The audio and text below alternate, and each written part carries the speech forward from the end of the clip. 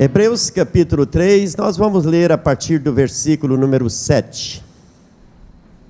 Hebreus 3, versículo número 7. Diz assim: assim, pois, como diz o Espírito Santo, hoje, se ouvirdes a sua voz, não endureçais o vosso coração, como foi na provocação no dia da tentação no deserto, onde os vossos pais me tentaram, pondo-me à prova, e viram as minhas obras por 40 anos. Por isso me indignei contra esta geração e disse: estes sempre erram no coração, eles também não conheceram os meus caminhos. Assim jurei na minha ira: não entrarão no meu descanso. Tende cuidado, irmãos, jamais aconteça haver em qualquer de vós perverso coração de incredulidade que vos afaste do Deus vivo. Pelo contrário, exortai-vos mutuamente cada dia durante o tempo que se chama hoje, a fim de que nenhum de vós seja endurecido pelo engano do pecado. Porque nos temos tornado participantes de Cristo, e se de fato guardarmos firme até o fim a confiança que desde o princípio tivemos, enquanto se diz: hoje, se ouvirdes a sua voz, não endureçais o vosso coração, como foi na provocação. Ora, quais os que, tendo ouvido, se rebelaram? Não foram de fato todos que saíram do Egito por intermédio de Moisés? E contra quem se indignou por 40 anos? Não foi contra os que pecaram, cujos cadáveres caíram no deserto? E contra quem jurou que não entrariam no seu descanso, senão contra os que foram desobedientes? Vemos, pois, que não puderam entrar por causa da incredulidade. Bondoso Deus, mais uma vez eu me coloco diante do Senhor, pois necessito muito da sua ajuda. Rogo a Deus que o Espírito Santo nessa noite, mais uma vez, venha tomar-me, mente, alma e corpo, que o Espírito Santo venha nessa noite com toda liberdade, trazer uma palavra para o meu e para os nossos ouvidos, pois quem tem ouvido, ouça. Pai, nessa noite, queremos ouvir uma palavra, não do pastor, mas uma palavra que venha da sua palavra, inspirada pelo seu Santo Espírito, ao nosso coração. É o que eu lhe peço, já agradecido, em nome de Jesus. Amém e amém. Meus amados, podem sentar. É a segunda oportunidade que eu tenho de falar nesse texto das Escrituras Sagradas nesse dia. Hoje de manhã, nossa escola dominical, nós estamos já há 3 semanas estudando a Epístola aos Hebreus. É um livro que vamos gastar exatamente um capítulo por dia, num trimestre, nós vamos estudar toda esta epístola. E hoje de manhã nós falamos desse momento tão importante da escrita aos Hebreus.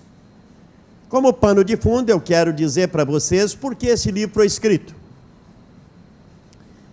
A Epístola aos Hebreus foi escrita para a comunidade cristã formada por hebreus ou por judeus convertidos, e ela se tornou certamente uma daquelas cartas circulares que aonde tinha cristãos, judeus, esta epístola seria lida, seria de fato uma mensagem de consolo, uma mensagem também de exortação, uma mensagem para despertar a fé. Por quê? Porque se formos ali no início do livro de Atos dos Apóstolos, a gente vê que desencadeou uma grande perseguição para a igreja, e essa perseguição atingiu muito aos cristãos hebreus, não é? E muitos destes irmãos estavam agora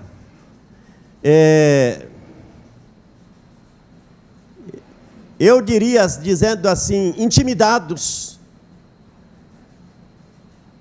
Muitos perderam as suas casas, perderam os seus bens, muitos perderam família, muitos se tornaram de fato, irmãos, como a gente tem visto esses dias na Síria, não é? Quantas famílias, você assiste os telejornais e vê famílias e mais famílias, largando suas casas, deixando tudo para trás para escapar da morte. Essa semana eu estava olhando, porque são milhares de sírios. Hoje à noite acho que tem um jovem aqui da Síria, não sei se ele continua aqui na igreja, aquele jovem lá. Ele é um refugiado da Síria. Está no Brasil porque está na idade do exército e ele é obrigado lá é obrigado a servir o governo, não é? Então, a gente vê, irmãos, que essa história de refugiados, essa história de ter que deixar a sua pátria, de ter que deixar a sua terra, de ser de fato, perder tudo que tem, e muitos tinham perdido parte da família, muitos foram mortos, muitos foram perseguidos, e essa comunidade de cristãos agora recebem esta carta como uma forma de dizer que Deus estaria cuidando de cada um deles, que eles não desfalecessem na fé, que não abandonassem de maneira nenhuma a sua fé, mas que fossem mais fortalecidos no Senhor e na força do seu poder. Nós temos dito, por quê? Porque, irmãos, servir a Deus sempre foi, com liberdade ou sem liberdade, difícil. Servir a Deus, ser cristão mesmo, de pulso, cristão verdadeiro, seja com liberdade ou sem liberdade, seja num país como o nosso, onde há até excesso de liberdade religiosa, onde você pode ir e vir, pode levantar a bandeira da sua fé, você pode dizer em qualquer lugar deste país que você é filho de Deus, que você tem Jesus no seu coração como seu Salvador. Se você quiser ir lá no calçadão, abrir a sua boca e pregar com liberdade, no Brasil tem tudo isso. Por isso, nessa noite, a questão que eu quero falar aqui, irmãos, é muito sério. Eu quero falar do perigo de ser incrédulo. mesmo acreditando. O perigo de ser um cristão incrédulo. O que diz aqui a palavra de Deus, no versículo número 2? Tende cuidado quem? Eu e você. Tende cuidado, irmãos, jamais aconteça haver em qualquer de vós o quê? Perverso coração de incredulidade. Seria crente incrédulo. Tá certo? Tende cuidado, você que não é cristão, não. Tende cuidado, irmãos. Vocês que são irmãos, o autor estava dizendo, vocês que são cristãos, que creem, irmãos, tenha cuidado para que não aconteça haver no coração de vocês incredulidade, ou um perverso coração de incredulidade que vos afaste de Deus, que tira vocês da presença de Deus. Neste capítulo, o autor da epístola faz questão de dizer que um dia Deus tirou seu povo da terra do Egito por causa do sofrimento que ali o povo sofria, e não era plano de Deus que o povo dele permanecesse no Egito. Na hora de Deus, no momento de Deus, Deus os tiraria de lá para cumprir a sua promessa que era feita já muito antes a Abraão, que Deus daria para a sua descendência uma terra essa que Deus tinha prometido e que agora chegou o tempo do cumprimento da promessa feita a Abraão, e Deus então manda o libertador, manda seu mensageiro, manda Moisés, ungido com poder e autoridade, para a terra do Egito, para tirar o povo da terra do Egito. Lá, aquele povo viu, através da instrumentalidade de Moisés, prodígios, sinais, milagres, maravilhas aconteceram dentro da terra do Egito, até a última chamada praga, onde houve uma mortandade de todos os primogênitos na terra do Egito, menos os primogênitos dos judeus, que tinham sangue aspergido no umbral da porta. Ali o anjo da morte passou, nenhum primogênito dos judeus, nem de gente e nem de animais, foram tocados pelo anjo da morte. Mas no restante, houve naquele dia choro, amargura, tristeza pela mortandade, desde a casa de Faraó até a mais humilde casa. Depois dessa praga, Faraó mandou que o povo fosse embora. Eu quero dizer para vocês que dentro do Egito, o povo de Israel viu com seus próprios olhos tudo que Deus era capaz de fazer. Viram milagres e mais milagres. Saíram dali, e quando chegaram diante do Mar Vermelho, viram o mar se abrir. Quando Moisés tocou as águas, o mar se abriu. Atravessaram em seco, o mar voltou para o seu lugar. E viram também ali uma mortandade de egípcios com o seu poderoso exército.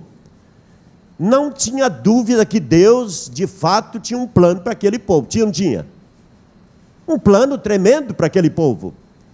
Irmãos, a partir dali, Deus agora diz que a terra está à frente para ser conquistada. Eles atravessam o mar e começam uma caminhada rumo à terra da promessa. E logo depois que eles andam uma parte daquele percurso, eles recebem de Moisés uma mensagem, Deus dá a Moisés uma mensagem para que fossem escolhidos alguns chamados espias, e escolheram então 12 homens, um de cada tribo, e os enviou para espiar a terra. Era tão perto que eles foram, e 40 dias gastaram para ir e para voltar, e para espiar toda a terra, para andar toda a terra, a pé, hein? Ou de camelo, não sei como foram. Estava tão próximo da terra. E eles foram então e espiaram a terra, e quando voltaram, todos aqui conhecem a história, que eles, 10 deles, totalmente incrédulos, vendo tudo que Deus fizera, e eu quero dizer que foram escolhidos para ir, não escolheu qualquer um não, escolheu homens capazes, homens que tinham conhecimento de tudo que Deus era capaz de fazer. Voltaram, e ali então houve a primeira atitude de rebelião contra Deus, inflamou o povo contra Moisés, contra Arão, blasfemaram contra Deus, e naquele dia Deus disse: nenhum de vocês, porque o povo todo creu naqueles 10 e não deram crédito a 2 homens, chamados Josué e Caleb, que diz: podemos chegar sim, se Deus já fez tudo isso conosco, Ele não é poderoso para nos dar a promessa de habitarmos nesse lugar chamado Canaã, terra de descanso, lugar que Deus prometeu. Mas o povo não ouviu aqueles 2 crentes fiéis que criam no que Deus era capaz de fazer, e ali então eles se rebelaram, e Deus então jurou que nenhum daquela multidão de pessoas que tinham essa idade, talvez de 21 anos, ou quantos anos, não sei, que nenhum deles entrariam na terra, e não entraram mesmo. Todos eles viram. Aí eu quero dizer, irmãos, foram 40 anos de milagres. 40 anos de milagres. Aquele povo viu tanta coisa durante esses 40 anos. Eu hoje de manhã estava dizendo, eles viram sair água de uma rocha. Eles viram, irmãos, Deus dar para eles, durante 40 anos, acordar de manhã, abrir a porta da tenda, sair lá de fora da tenda, e encontrar pão. 40 anos comeram sem trabalhar. Quando pediram carne, Deus deu carne também.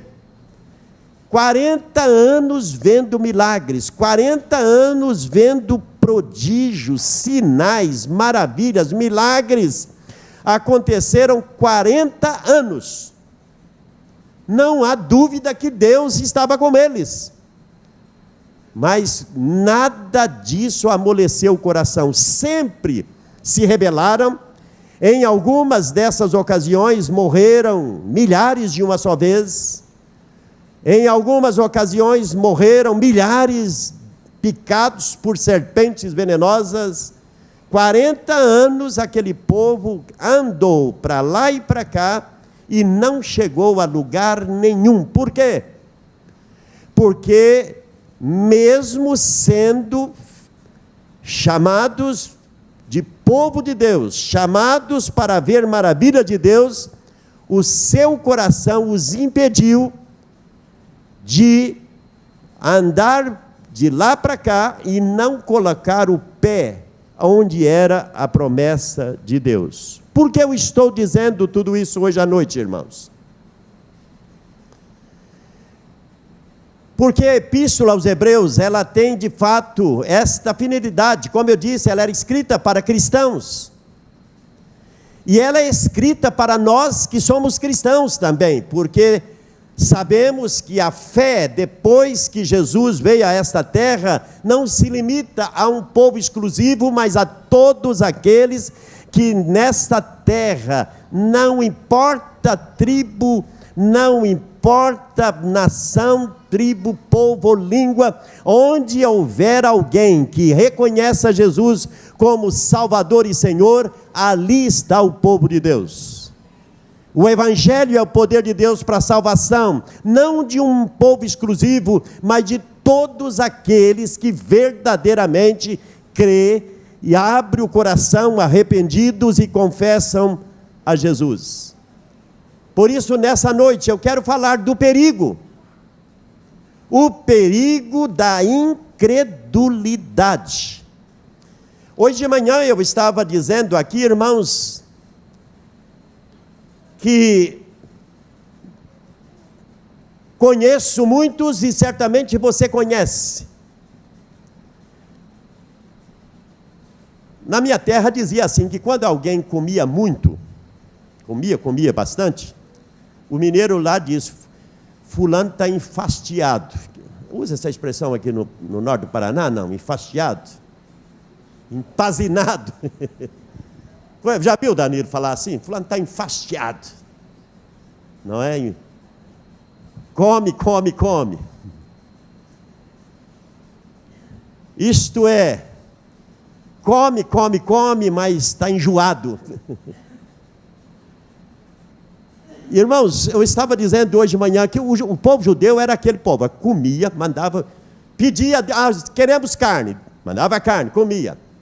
Mandava pão, comia. Estamos com sede, vem água. Deus deu tudo para aquele povo, mas nada saciava, nada matava a fome, saciava, parecia que, está entendendo?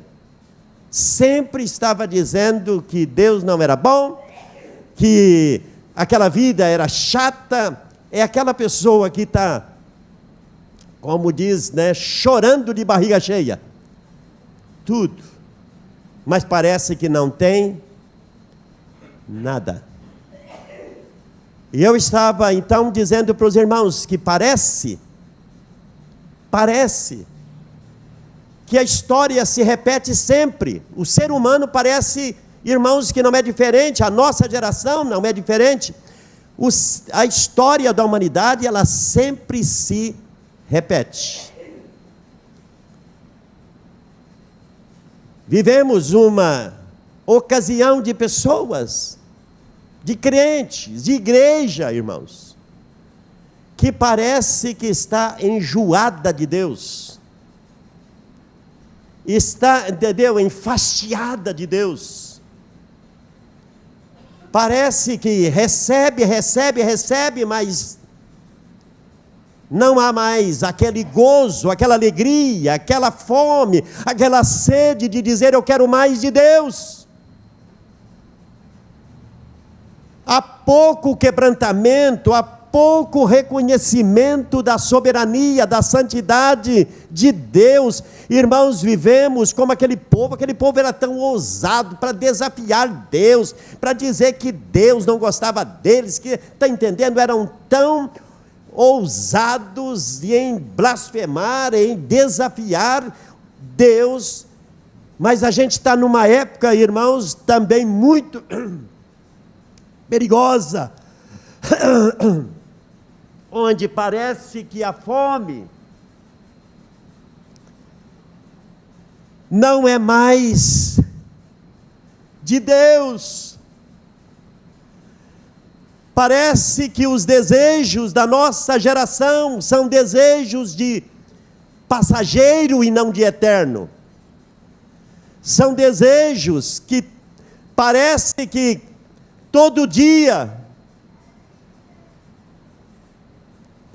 uma geração de gente enjoada de Deus. Uma geração sem fome do verdadeiro pão, sem sede da verdadeira água. Irmãos, quero nesta noite falar que a incredulidade pode nos levar, em primeiro lugar, irmãos, a sempre achar que, por mais que eu veja, por mais que aconteça, ainda assim não é suficiente. O perigo de ver e não crer. Aquele povo viu com os olhos, mas não creram. E hoje é perigoso, irmãos, a gente ver tanta coisa que Deus é capaz de fazer. Aliás, levantar de manhã com vida e a dizer eu estou vivo porque eu estou vivo, e não olhar para cima e dizer eu estou vivo porque Deus me deu mais um dia para viver. Mas de ver, irmãos, eu não sei, para mim, eu vejo milagre todo dia. Todo dia eu vejo milagre. Todo dia eu vejo milagre. Aqueles milagres que a gente fica mais, eu diria assim, mais temeroso ainda. Mas milagre eu vejo todo dia. O milagre, irmãos, de eu levantar de manhã cedo e erguer os olhos para cima e dizer: Jesus, obrigado porque eu continuo crendo no Senhor como meu único Salvador e Senhor. Obrigado porque o Espírito Santo me traz um sentimento de reconhecer que eu sou teu filho, que eu sou salvo pela sua graça. Irmãos, isso é milagre, não é? É milagre. Aquele povo viu milagres. Milagres. O perigo de ver, irmãos, e mesmo assim não acreditar. O perigo de todos os dias Deus falar comigo e eu não dar ouvidos. Para algumas pessoas, irmãos, o sobrenatural de Deus ficou natural. Ficou tão racional. É preocupante quando nós, irmãos, nos acostumamos com o sobrenatural e nada mais parece causar impacto. Muito perigoso. Se nada a respeito do Evangelho impacta você, a Bíblia diz: tende cuidado, irmão, para não acontecer estar crescendo dentro de você um coração incrédulo. A fé, irmãos, não pode ser algo apenas racional, não. Eu sirvo a Deus, presto a Deus um culto racional, mas só racionalizar, irmãos, a fé, ela não se racionaliza. A fé é crer no sobrenatural. Nem tudo aquilo que eu creio eu preciso entender, mas eu creio. E nós caímos no perigo, irmãos, de tornar o sobrenatural tão comum.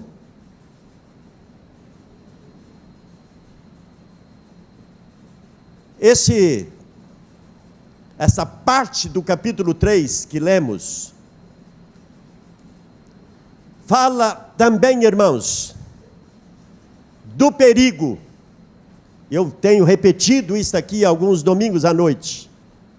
Do grande perigo de muita gente ser parecida com os judeus que saíram do Egito, e o destino deles era Canaã, mas não chegaram na terra. O perigo de começar, mas não terminar. O perigo de começar e não chegar lá. Oh, meus queridos que me ouvem nessa noite, eu gostaria muito que você botasse no seu coração nessa noite um desejo ardente diante de Deus, dizer: Senhor, nunca permita que no meu coração eu perca aquela fé singela, aquela fé simples, aquela fé daqueles primeiros dias, quando eu acreditava em tudo, quando a sua palavra ela ardia no meu coração, quando a sua palavra ela despertava em mim mais fome, mais sede de conhecê-la. Senhor, não permita que eu comece a me esfriar. Senhor, não permita que a minha vida de oração ela se torne apenas algo que eu faço por desencargo de consciência, que a minha vida de oração não seja apenas uma rotina, mas, Senhor, uma prática de alguém que não pode viver sem ela. Não posso viver sem oração, não posso viver sem o alimento da palavra, não posso viver sem comunhão. Eu estou nessa noite dizendo para você que está aqui, é triste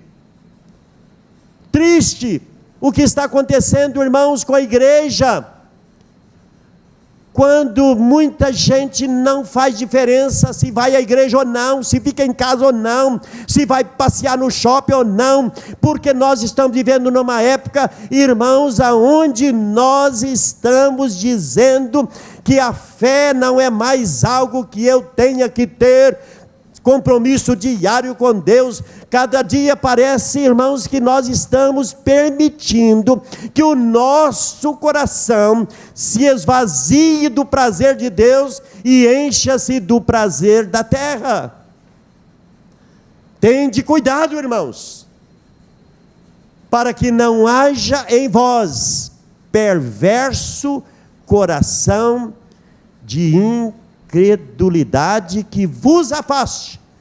Quero dizer que essa palavra não foi dita para aquela geração de crentes, mas para todas as gerações, porque a palavra de Deus, toda ela é útil para nos ensinar, para nos repreender, para nos exortar, para que nós, irmãos, nessa noite, recebamos essa palavra, para que nós a guardemos no nosso coração. O perigo de ouvir com os ouvidos e a palavra não mais chegar ao nosso coração. O perigo, Deus disse aqui nesse texto da palavra de Deus, no versículo número 7, assim pois, como diz o Espírito Santo, se ouvirdes a sua voz, não endureçais o vosso coração. O Espírito Santo nessa noite está dizendo, não sou eu quem estou dizendo, assim pois como diz o Espírito Santo, hoje, se ouvirdes a sua voz, não endureçais o vosso coração. É possível, irmãos, que eu sente às vezes diante de Deus e eu já me armo de defesa para dizer, na minha, até no meu, eu estabeleço princípios que eu não quero. Tem muita gente que diz, está muito bem a minha vida assim. Não quero, pastor. É triste, mas eu já ouvi muitos nãos na minha vida, de pessoas dizendo, pastor, eu não quero. Mas deixa eu falar com você, é o Espírito Santo, não quero ouvir.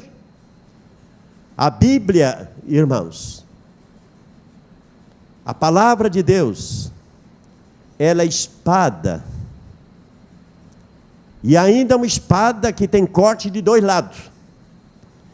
ela é poderosa para penetrar no mais íntimo da alma e do espírito do ser humano, da inteligência humana, para lá, de fato, trazer discernimento. Mas se eu não permito, abro o meu coração, essa palavra que é poder de Deus, ela não causa nenhuma mudança na minha vida. O perigo de ouvir. Aquele povo ouviu. Aquele povo viu. Aquele povo recebeu, comeu. E mesmo assim, por causa da incredulidade,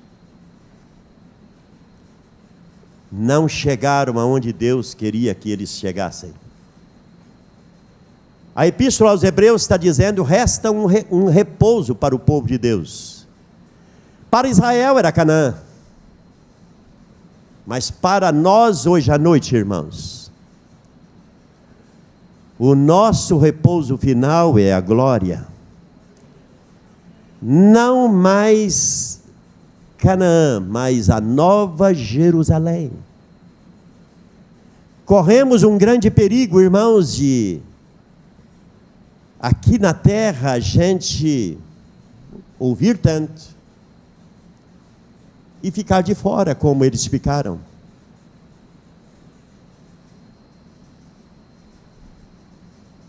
Basicamente, todos nós, irmãos, temos a mesma informação para extrair verdades. A palavra de Deus não é privilégio do clero. A palavra de Deus, ela nesta noite tem acesso ao coração daquele que tem fome e sede de conhecê-la. Amém? Por muito tempo na história da igreja cristã, irmãos, o privilégio de ter a palavra era do clero. Hoje não. O privilégio é de cada um daqueles que se entregaram a Cristo Jesus a partir da reforma que aconteceu em 1517, irmãos. As Escrituras Sagradas têm sido de fato não apenas proclamada. Hoje, por exemplo, cheguei aqui na igreja, meu neto chegou tão feliz com o bracinho para trás, eu falei: o que ele tem ali para me mostrar? E de repente ele mostra: eu ganhei uma Bíblia. Eu ganhei uma Bíblia, vô. Eu falei: então vai ter que ler, viu? Vai ler a Bíblia. Crianças podem ler as Escrituras, adolescentes podem ler, jovens podem ler, irmãos. Basicamente, todos nós temos a mesma informação para dela extrair as mesmas promessas, as mesmas palavras, os mesmos exemplos de pessoas, para que nós, irmãos, com os nossos olhos, olhemos e contemplemos o que Deus é capaz de fazer. Mas algumas pessoas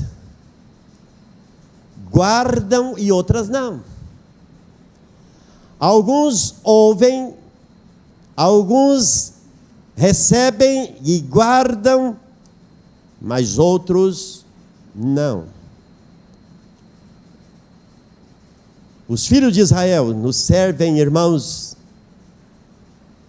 de exemplo. Exemplo. Eles clamaram por socorro no Egito. Deus foi até eles e os socorreu e os libertou.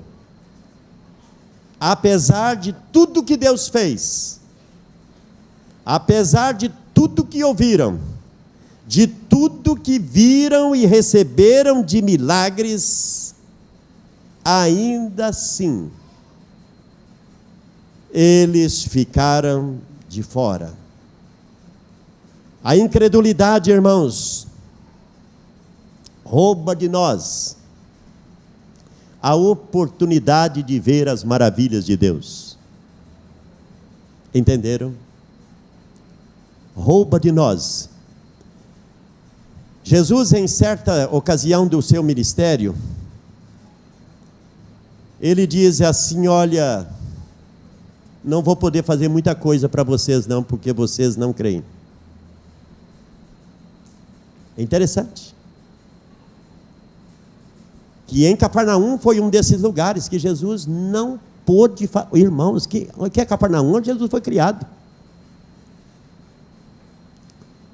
Diz que Jesus não pôde fazer muita coisa, Jesus não pôde curou alguns, diz que ele tocou em algumas pessoas só, pôs a mão, curou alguns. Por que Jesus não pôde fazer? Porque eles não acreditavam, está entendendo? Não acreditavam. A incredulidade, irmãos, rouba a oportunidade de recebermos, irmãos, já aqui na terra, o melhor de Deus. Aqui na terra sermos abençoados. Jesus veio, irmãos, para que eu e você creiamos nele e experimentemos nele vida e vida em abundância. Experimentemos o melhor dele. Por quê, irmãos? Que muitas vezes ele não pode fazer por causa da incredulidade. Os filhos de Israel viram muita coisa, ouviram muita coisa, mas não chegou ao coração, porque eu posso ver, posso ouvir, e não deixar que a verdade penetre no meu coração. Para mim, esse versículo número 17, irmãos, é o mais sério, talvez, desse capítulo 3 inteiro, que diz assim: e contra quem se indignou por 40 anos? Contra os egípcios? Contra os povos que odiavam o povo de Deus? Já parou para pensar nesse versículo, irmão? Contra quem se indignou por 40 anos? Não foi contra os que pecaram, cujos cadáveres caíram no deserto? Quem eram aqueles que caíram no deserto como cadáveres? Irmão, era o povo de Deus, está entendendo? Não eram os inimigos do povo de Deus, muito pelo contrário, era aquele povo amado de Deus, que ele os tirou de lá com sinais e prodígios. Por isso diz, cuidado, irmão, porque a incredulidade não apenas impede Deus de agir, mas, irmãos, entristece o coração de um Deus que nos ama, um Deus que quer estender a mão, e Ele não pode fazer no coração de quem não crê.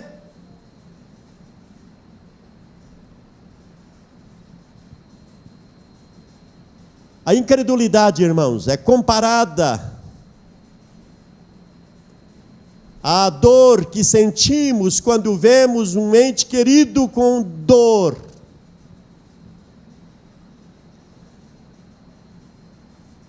A geração de Israel viu a obra de Deus por 40 anos. E ainda assim, era uma geração incrédula. Deus, irmãos, tem sentimento. Ele sente como se ele estivesse realmente perdendo a batalha. como se ele tivesse vendo um filho dele escapar da sua presença, porque não acredita nele.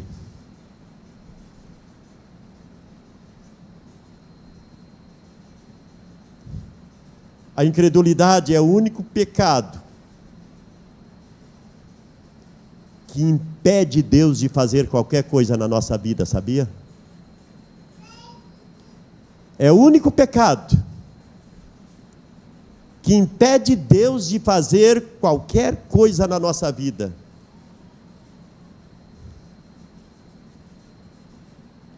A incredulidade, irmãos, traz destruição.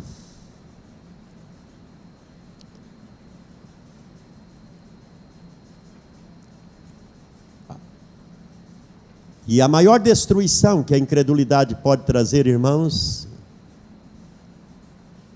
é a alma do homem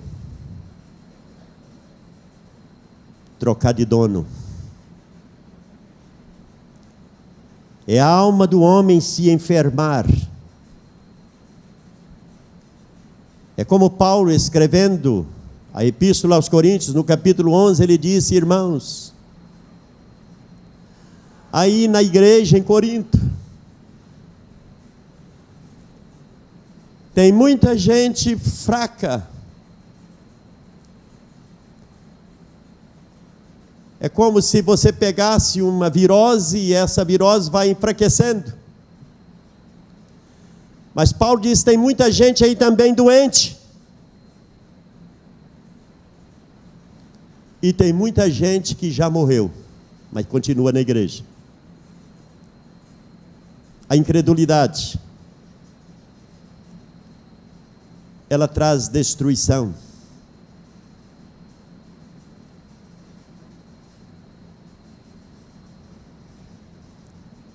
É interessante que a porcentagem diz que dos apenas 2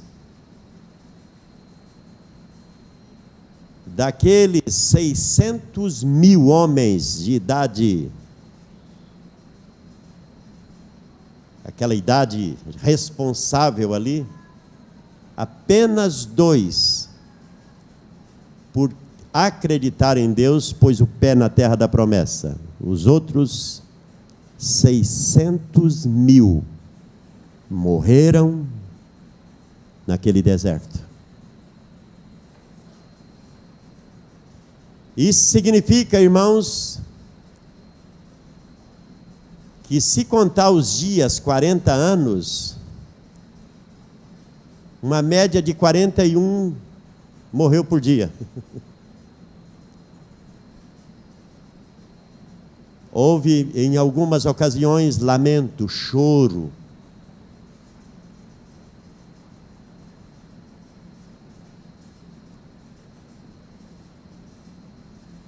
A palavra de Deus,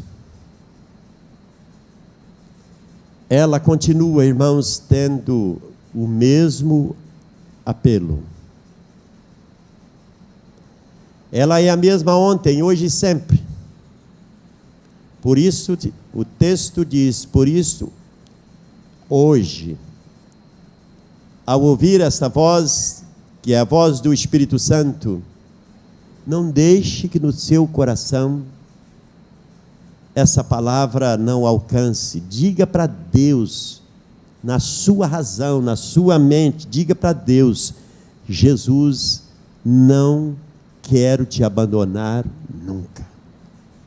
Espírito Santo, renova dentro de mim a minha fé, o meu amor, a minha perseverança. Quem sabe nessa noite, essa palavra, para você que está aqui, para você que vai assistir essa mensagem pela mídia, essa palavra é um despertar para você, é trazer dentro de você, mais uma vez, essa voz amorosa de Deus dizendo: ouça o que o Espírito diz. Que não haja em você. Tem muita gente, irmãos, que acha que uma vez salvo, sempre salvo. Uma vez salvo, persevere na sua salvação, porque nada, irmãos, garante para alguém que creu e de repente permitiu que a incredulidade fosse tomando conta da sua vida, porque Deus não mudou. Jesus Cristo ontem, hoje e eternamente. Ele é o mesmo. A palavra de Deus disse que nós não podemos ser daqueles que voltam para trás. Mas infelizmente muitos voltam. Esta semana eu estava sentado lá, eu gosto de ficar meditando, e eu comecei a me entristecer muito no meu coração, irmãos. Lembrando-me de muitos irmãos que congregaram nessa igreja, e que hoje não está congregando em lugar nenhum. Muitas pessoas que eu os batizei, que publicamente tornaram a sua fé em Cristo, pessoas que tinham fervor, pessoas que adoravam, alguns até adoradores, que hoje não. Porque não há nenhum problema se alguém, de repente, está frequentando uma outra comunidade, uma outra congregação, outra igreja, mas está lá buscando a Deus, adorando a Deus. Mas e quando voltaram? E quando regrediram ao ponto de não mais buscar a Deus? É triste. Quando eu ouço dizer de alguém dizendo: olha, fulano voltou, pastor, a beber, voltou de novo para o tabaco, está vivendo uma vida dissoluta, uma vida desregrada. O que aconteceu, entendeu? O que faz alguém voltar? Irmãos, volto a repetir: cuide. O perigo de ver, o perigo de saber que é verdade, mas colocar dúvida no coração. A vida cristã não é uma questão de como começou, mas é uma questão de como eu vou terminar. Porque nesse meio, entre o começo e como vou chegar lá, irmãos, aí é perseverança, é preço, é diariamente tomar a minha cruz, é diariamente matar o meu eu, a minha vontade, é diariamente dizer, até algumas vezes como Paulo, é dar uma surra em mim mesmo. Ele disse: eu esmurro a mim mesmo, eu submeto a minha vida a uma vida de servidão, de dizer nada disso, de você querer fazer a sua vontade, fazer a vontade de Deus. Ele disse: eu esmurro a mim mesmo, e reduzo esse corpo à servidão, para não vir o caso, Paulo diz, de eu ver tanta gente entrar no céu e eu mesmo ficar fora dele. Então, perigo, irmãos, que eu e você não podemos correr. O perigo de escutar, e essa mesma palavra que antes era boa, passa a ser chata, passa a ser sem graça. Que isso jamais venha acontecer comigo e contigo, porque a palavra é a mesma, Ele é o mesmo, e o ser humano não mudou. Que Ele possa achar em mim e você essa noite um coração bem humilde, bem quebrantado, bem contrito, porque é destes que Deus gosta. Amém? Fiquemos em pé.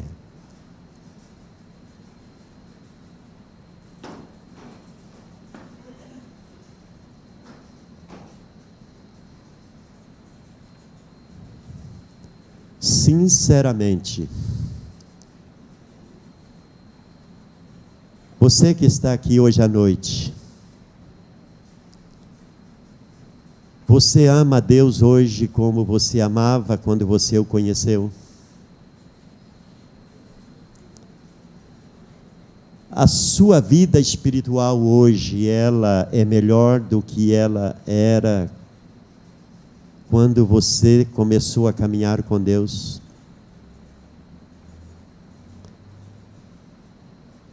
Ou quem sabe, nessa sua trajetória houve algumas manifestações,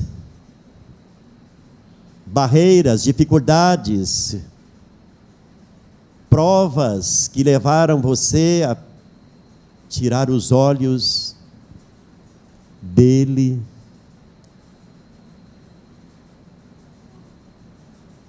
Quem sabe nessa sua trajetória você se tornou um cristão intelectual e pouco espiritual. Quem sabe a letra matou o espírito na sua vida. Eu quero nessa noite desafiar a você, não importa como você está nessa noite, Ele ama você. O Espírito Santo nessa noite, Ele é o mesmo. Meus queridos, Jesus está voltando. Eu não sei que dia, que hora e quando, mas eu sei que estamos muito mais perto da vinda dele hoje do que quando cremos. A qualquer hora ele volta. Se ele não voltar, com certeza a qualquer hora você vai ao encontro dele. Por isso nessa noite saiba, a vida que ele planejou para você é eterna. Não é apenas a nossa passagem por essa terra, mas é passar aqui, conhecê-lo, servi-lo, servir ao nosso próximo, amá-lo incondicionalmente, e naquele dia que formos ao encontro dele, experimentar as suas boas-vindas, dizendo: vem para cá, servo bom e fiel. Como você está nessa noite? Quem sabe você está precisando de um renovo, está precisando de, nessa noite, abrir o seu coração e dizer: Senhor, renova-me, renova-me. Eu estou muito frio, eu estou muito distante, eu tenho perdido aquele primeiro amor. Dá-me esse primeiro amor. Volta o meu coração a praticar aquelas primeiras obras. Ajuda-me nessa noite. Diga isso para Deus, Ele escuta a sua oração. Bondoso Deus, maravilhoso e eterno Pai, Tu és aquele que nesta noite continua falando com a igreja. Suplico nessa noite que o Espírito Santo possa mais uma vez trazer, Senhor, a cada um de nós aqui esse desejo de ser criança, desejando o genuíno leite espiritual, esse desejo de todos os dias alimentar a alma, o espírito, a mente, a razão, esse desejo de ter cada dia experiências novas com Deus, Renova nessa noite o nosso compromisso com a palavra, nosso compromisso com a oração, o nosso compromisso com a adoração, o nosso compromisso com o nosso próximo. Senhor, não permita que sejamos egoístas, que vivamos para nós mesmos. Nós nessa noite precisamos muito, muito, muito que o Senhor nos ajude a viver o cristianismo perfeito. Dá-nos nessa noite, Senhor, mais amor, dá-nos mais fé, renova a nossa esperança. Pai, nessa noite eu oro pela minha vida, e oro pela vida de cada um dos meus irmãos e irmãs, em nome de Jesus, amém e amém. Que a graça, a maravilhosa graça do Senhor Jesus, e que o amor bendito de nosso Deus e Pai, e que a doce presença do Espírito Santo seja com toda a igreja, hoje e sempre.